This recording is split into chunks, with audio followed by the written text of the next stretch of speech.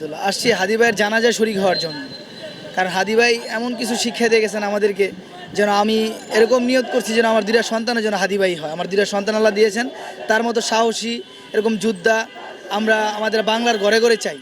জি, আজকে মূলত এখানে আসার উদ্দেশ্য হচ্ছে আমাদের হাদি ভাইকে শেষ বিদায় জানানোর জন্য। তো আমরা যেহেতু হাদি ভাইকে হারিয়েছি, তার শোক, তার জন্য যে বেদনা প্রত্যেকটা মুহূর্তে আমাদেরকে কষ্ট দিচ্ছে, আমাদেরকে তাড়া দিচ্ছে। সেই জন্যে মূলত আমরা সব জায়গায় প্রতিবাদী হয়ে উঠছি।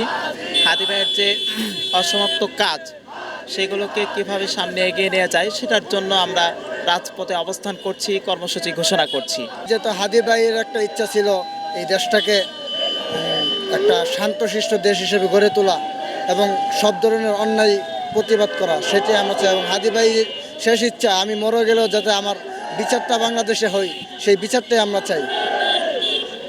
নতুন রিন গভীর থেকে পরিষ্কার করে কাপড়কে রাখে নতুনের মতো উজ্জ্বল। নতুন রিন অ্যাডভান্সড পাউডার। হাদি ভাইয়ের শেষ ইচ্ছা ছিল যে ইনসাফের বাংলাদেশ গড়ার জন্য।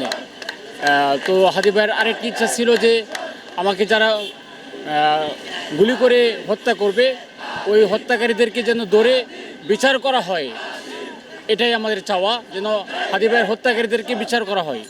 স্বরাষ্ট্র উপদেষ্টার ব্যর্থতা এটাই যে বর্তমান আইন শৃঙ্খলা পরিস্থিতি খুবই খারাপ, যেটার দায় তাকেই নিতে হবে। তার কারণেই হাদি ভাইয়ের মতো লোককে নির্মমভাবে চলে যেতে হয়েছে এবং অপরাধীরা দেশের বাইরে অবস্থান করতেছে। তারা খুন করে বাইরে চলে যেতে পারলো কিভাবে? এটাই স্বরাষ্ট্র উপদেষ্টার ব্যর্থতা বলে আমি মনে করি। হাদি ভাইয়ের খুনিদেরকে দ্রুত দেশে এনে বিচারের আওতা এনে সর্বোচ্চ শাস্তি দেওয়া হোক, এটাই আমরা চাই। পর্যন্ত এই খুনের বিচার না হবে ততদিন পর্যন্ত আমরা এই আন্দোলন চালিয়ে যাব ইনশাআল্লাহ তাআলা। আমাদের দাবি হলো যেই খুনি আমাদের হাদি ভাইকে গুলি করে শহীদ করে দিয়েছে, ওই হাদিকে ফাঁসির কাস্টে ঝুলাতে হবে।